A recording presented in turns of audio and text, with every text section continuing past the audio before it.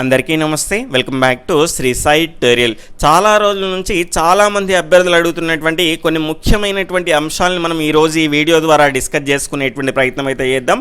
TSPSC paper leakage issues వల్ల చాలామంది నిరుద్యోగ అభ్యర్థులు డిస్టర్బ్ అయ్యారు. పరీక్షలన్నీ కూడా త్వరలో రీషెడ్యూల్ కాబోతున్నాయి. ఇలాంటి పరిస్థితుల్లో అసలు ఈ ఎగ్జామ్స్ అనేటివి జరుగుతాయా? వచ్చిన నోటిఫికేషన్ల పరిస్థితి ఇలా ఉంటే అసలు ఇంకా ఆర్థిక శాఖ ఆమోదం కూడా తెలిపినటువంటి DSC నోటిఫికేషన్ ఉంటుందా ఉండదా? మళ్ళీ సెకండ్ టెట్ వేస్తారా? సీరియస్గా కేవలం DSCకి మాత్రమే ప్రిపేర్ అయ్యేటువంటి వాళ్ళ పరిస్థితి ఏంటి? గ్రూప్ 4కు అవకాశం ఉన్నటువంటి వాళ్ళు ఆ గ్రూప్ 4 పైన కాన్సన్ట్రేషన్ చేయాలా? ఈ పరిస్థితుల్లో ఏమి చేయాలి, ఎలా ప్రిపేర్ అవ్వాలి అనేటువంటి అంశాలపైన పూర్తి క్లారిటీ ఇచ్చేటువంటి ప్రయత్నం అయితే చేస్తాను.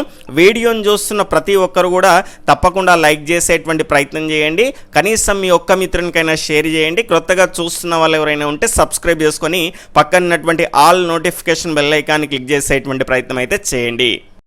ఈరోజు మనం ఈ వీడియోలో డిస్కస్ చేసుకోబోయేటువంటి అంశాలు, అసలు DSC ఉంటుందా, ఉంటే ఎప్పుడు ఉంటుంది, ఎలా ప్రిపేర్ అవ్వాలి, సెకండ్ టెట్ అనేది ఉంటుందా, ఈ పరిస్థితిలో DSCకి మాత్రమే చదవాలా లేదంటే గ్రూప్ 4కు కూడా ప్రిపేర్ అయ్యేటువంటి అవకాశం ఉన్నటువంటి వాళ్ళు గ్రూప్ 4కు కూడా ప్రిపేర్ అవ్వాలా, గురుకుల నోటిఫికేషన్ ఎప్పుడు వచ్చేటువంటి అవకాశం ఉంది, మన శ్రీ సాయి ట్యుటోరియల్ ద్వారా మీరు ఏం ఆశిస్తున్నారు అంటే DSCకి సంబంధించిన ఫ్రీ క్లాసెసా లేదంటే ఫ్రీ డైలీ లైవ్ టెస్ట్లా లేదంటే గ్రూప్ 4కు సంబంధించిన క్లాసా, ఫ్రీ డైలీ లైవ్ టెస్ట్లా లేదంటే మా నుంచి మీరు రాసిస్తున్నటువంటి బుక్స్కు సంబంధించిన సమాచారాన్ని కూడా ఈ వీడియో క్రింద డిస్క్రిప్షన్లో ఈ వీడియో కంప్లీట్ అయిపోయిన తర్వాత విన్న తర్వాత కామెంట్ చేసేటువంటి ప్రయత్నం అయితే చేయండి.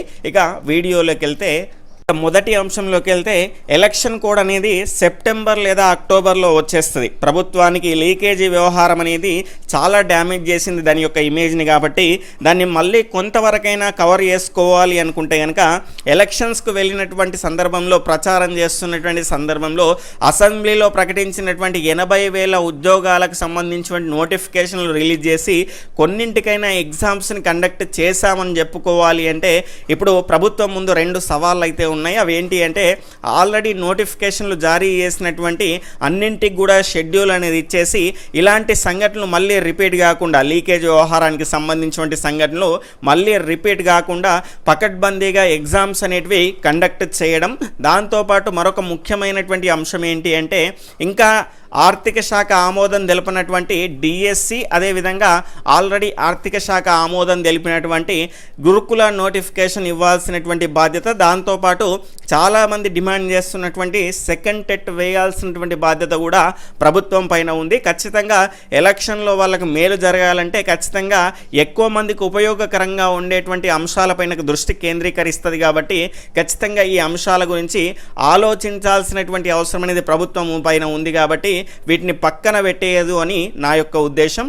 గతంలో జరిగినటువంటి అంశాలను మనం పరిగణలోకి తీసుకుంటే కనుక DSC నోటిఫికేషన్ వేయకుండా ఎలక్షన్స్కు వెళ్ళినటువంటి ప్రభుత్వాలు ఎలక్షన్స్కు వెళ్ళినటువంటి సందర్భాలు అయితే మనకు ఎక్కువగా కనిపించవు.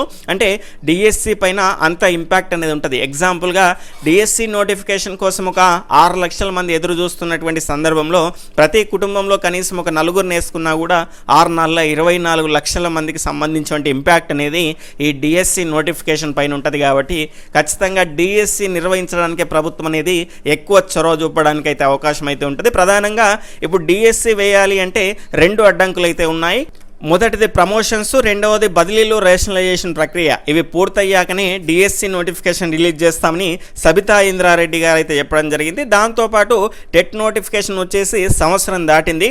సెకండ్ టెట్ వేసి DSC నిర్వహించాల్సినటువంటి అవసరం ఉంది. చాలామంది కొత్తగా B.Ed చేసినటువంటి అభ్యర్థులు బయటకు వచ్చారు. కాబట్టి సెకండ్ టెట్ కోసం వెయిట్ చేస్తున్నటువంటి చాలామంది అభ్యర్థుల నుంచి ఉన్నటువంటి డిమాండ్ ఏంటి అంటే సెకండ్ టెట్ నోటిఫికేషన్ అనేది రిలీజ్ చేసి తర్వాత DSC కనుక నిర్వహిస్తే అందరికీ కూడా లాభం చేకూరుతుంది అనేటువంటి డిమాండ్ అనేది వాళ్ళ నుంచి కూడా ఉంది. కాబట్టి ఇప్పుడు రాబోయేది ఎలక్షన్స్ కాలం కాబట్టి ఎక్కువ మందికి ఉపయోగకరంగా ఉండేటువంటి అంశాలను ఖచ్చితంగా ప్రభుత్వం పరిగణలోకి అయితే తీసుకుంటుంది. కాబట్టి ఖచ్చితంగా సెకండ్ టెట్ నోటిఫికేషన్ కూడా రావడానికి ఎక్కువ అవకాశం అయితే ఉంది. ఒకవేళ సెకండ్ టెట్ నోటిఫికేషన్ ఇచ్చారనుకోండి ఎక్కువ సమయం అయితే ఇవ్వరు. గతంలో లాగా వీలైనంత తొందరగా టెట్ అనేది కండక్ట్ చేసిన తర్వాత DSC నోటిఫికేషన్ ఇవ్వడానికైతే ఎక్కువ అవకాశాలు అయితే ఉంటాయి. కాబట్టి ఇవన్నీ జరగాలి, ఈ నోటిఫికేషన్లు రావాలి, ఎగ్జామ్స్ జరగాలి అంటే 3 నుంచి 4 నెలలు లేదా 5 నుంచి 6 నెలల సమయం ఉంది కదా. ఇవన్నీ మనం అనుకున్నట్టు జరగకుండా ఒకవేళ డిఎస్సి వేయకుండానే ఎలక్షన్స్కి వెళ్తే ఆల్రెడీ మాకు డిగ్రీ ఉన్నది కదా, మేము గ్రూప్ 4 పైన కాన్సన్ట్రేషన్ చేసే అవకాశం ఉంది కదా, అలా చేస్తే బాగుంటుంది అనేటువంటి డౌట్ కూడా మీకు రావచ్చు. ఇక్కడ కేవలం డిఎస్సికి మాత్రమే ప్రిపేర్ అయ్యేటువంటి వాళ్ళకి ఎలాంటి ఇబ్బంది లేదు. ఇప్పుడు వచ్చినా కూడా డిఎస్సికే వాళ్ళు ప్రిపేర్ అవుతూ ఉంటారు కాబట్టి అదొక మంచి అవకాశంగానే చెప్పుకోవచ్చు వాళ్ళకు. అలాంటి వాళ్ళకి ఎలాంటి ఇబ్బంది లేదు. ఎప్పుడు వచ్చినా కూడా చక్కగా లాంగ్ టర్మ్గా ప్రిపేర్ అయ్యేసి డిఎస్సి రాసుకుంటారు. ఇప్పుడు ఇబ్బంది అయ్యేది ఎవరికి అంటే గ్రూప్ 4కు అవకాశం ఉన్నటువంటి వాళ్ళు, అటు గ్రూప్ 4 నోటిఫికేషన్ వచ్చింది కదా, దానిపైన కూడా కాన్సన్ట్రేషన్ చేస్తే బాగుంటుంది అనేటువంటి వాళ్ళకైతే ఇబ్బంది అయితే వస్తుంది. ఇప్పుడు ఉన్నటువంటి ఈ సందర్భంలో మనం ఎలా ప్రిపేర్ అవ్వాలి అనేటువంటి అంశాన్ని అయితే ఇప్పుడు మాట్లాడుకునే ప్రయత్నం అయితే చేద్దాం.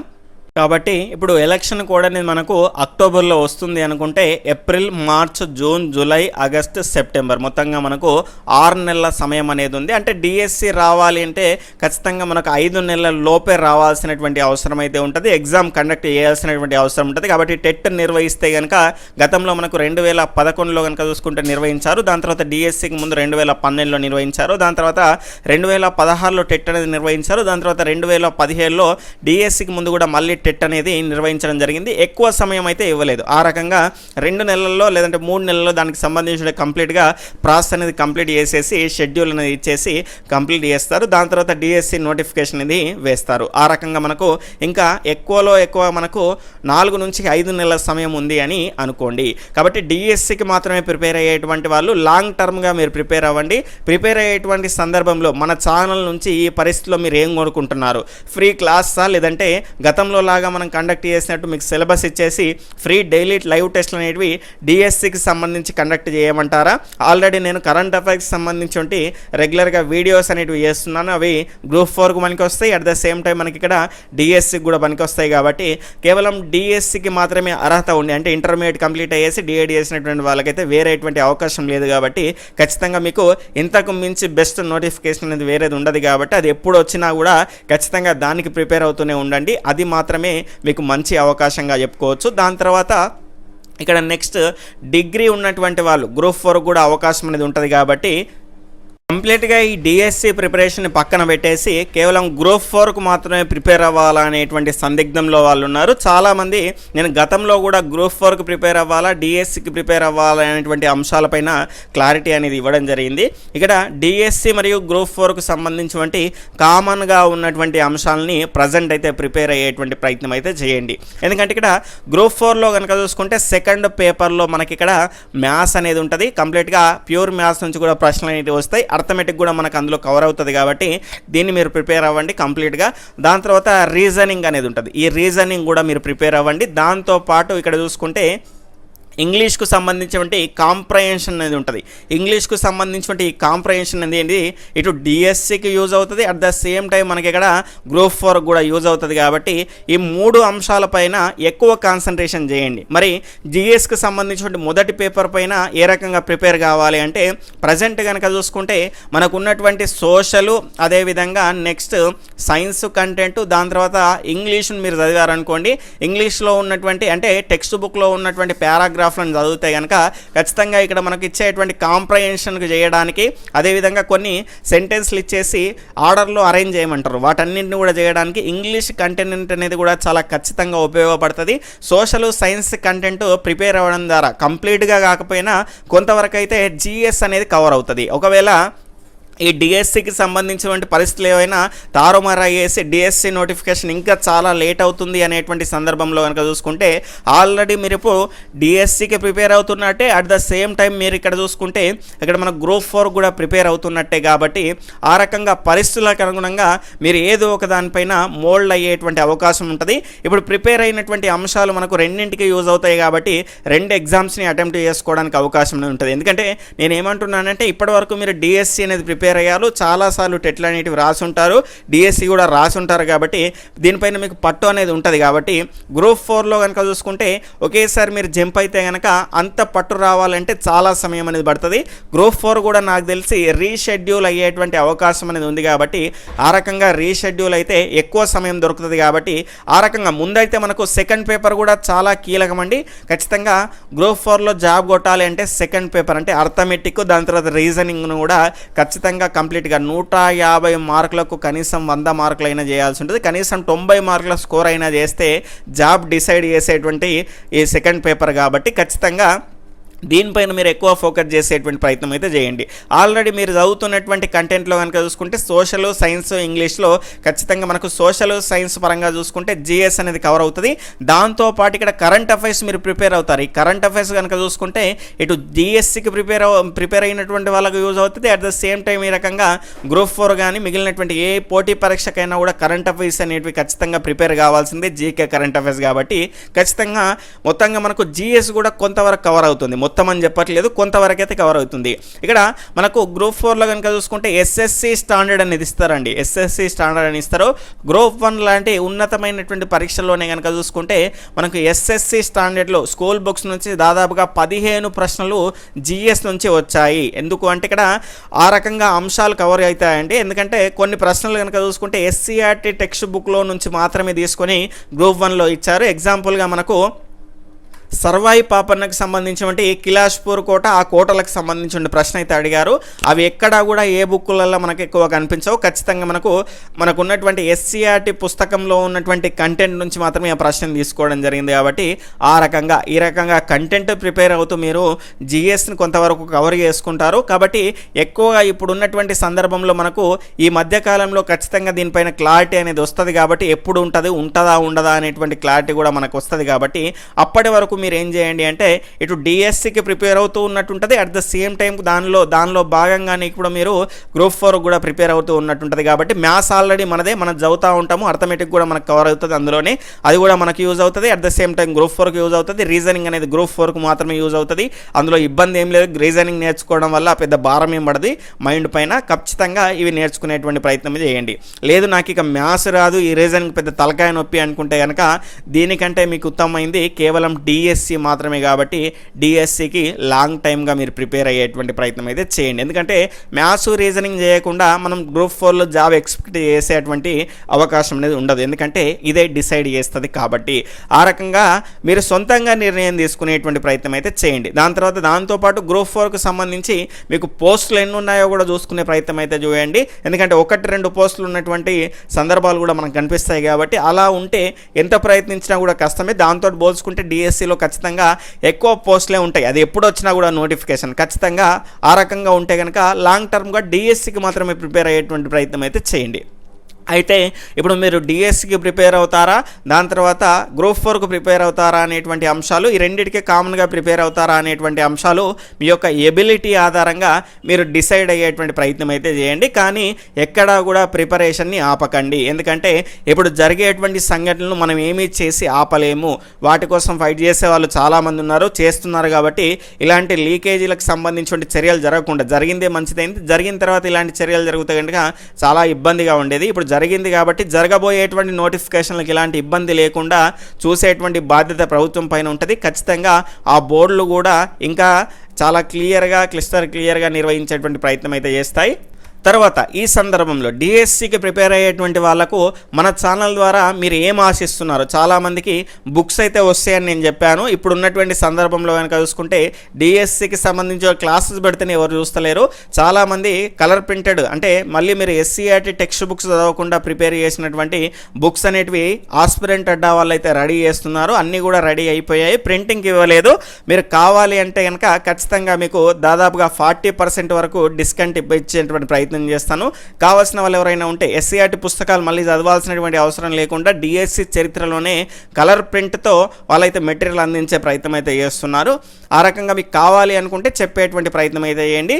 లేదంటే మన ఛానల్ ద్వారా ఫ్రీ క్లాసెస్ లేదంటే ఫ్రీ డైలీ లైవ్ టెస్ట్లు మీకు కావాలా, ఖచ్చితంగా కామెంట్ సెక్షన్లో తెలియజేసేటువంటి ప్రయత్నం చేయండి. లేదంటే గ్రూప్ 4 కూడా యూజ్ అయ్యేటువంటి క్లాసెస్ కావాలన్నా, లేదంటే ఫ్రీ డైలీ లైవ్ టెస్ట్లు గ్రూప్ 4కు సంబంధించి కావాలా కూడా ఖచ్చితంగా మీరు కామెంట్ సెక్షన్లో తెలియజేసేటువంటి ప్రయత్నం అయితే చేయండి. బుక్స్ కూడా ఆల్రెడీ మీకు చెప్పాను కదా, మీకు కావాలి అనుకుంటే కనుక ఎస్సీఆర్టీ టెక్స్ట్ బుక్స్ చదవాల్సినటువంటి అవసరం లేకుండా కంటెంట్ ప్రతి అంశాన్ని టెక్స్ట్ బుక్ నుంచి తీసుకున్నటువంటి కంటెంట్ని మీకు అందించేటువంటి ప్రయత్నంలో భాగంగా మనం ఆస్పిరెంట్ అడ్డా వాళ్ళతో కలిసి అయితే పనిచేస్తున్నాం కాబట్టి ఖచ్చితంగా వారి నుంచి మెటీరియల్ అయితే మీకు తక్కువలో, చాలా తక్కువలో, బయట దాంతో పోలిస్తే తక్కువలో వచ్చేటువంటి అంశం పైన కూడా నేను మాట్లాడతాను. మీకు కావాలి అనుకుంటే కనుక దానిపైన కూడా మీరు కామెంట్ చేసేటువంటి ప్రయత్నం అయితే చేయండి.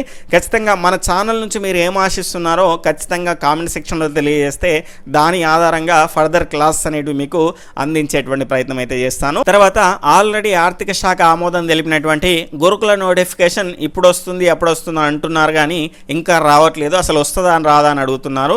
ఇక్కడ ఆర్థిక శాఖ ఆమోదం తెలిపింది కాబట్టి ఇక ఎలాంటి అడ్డంకి లేదు, అన్ని అడ్డంకులు తొలిగిపోయి బోర్డు అయితే నోటిఫికేషన్ ఇవ్వడానికి సిద్ధంగా ఉంది. మరి ఎందుకు లేట్ అవుతుంది అంటే ఆల్రెడీ బోర్డు కూడా స్పందించి మనకు ఈనాడులో కనుక చూసుకుంటే ఆర్టికల్ అయితే రావడం జరిగింది, దాన్ని చూడడం జరిగింది. మనం కూడా ఖచ్చితంగా మార్చ్ ఎండింగ్ వరకు నోటిఫికేషన్ ఇస్తాము అని అనడం జరిగింది. ఆ ఎమ్మెల్సీ ఎలక్షన్లు కూడా అంతా కంప్లీట్ అయిపోయిన తర్వాత.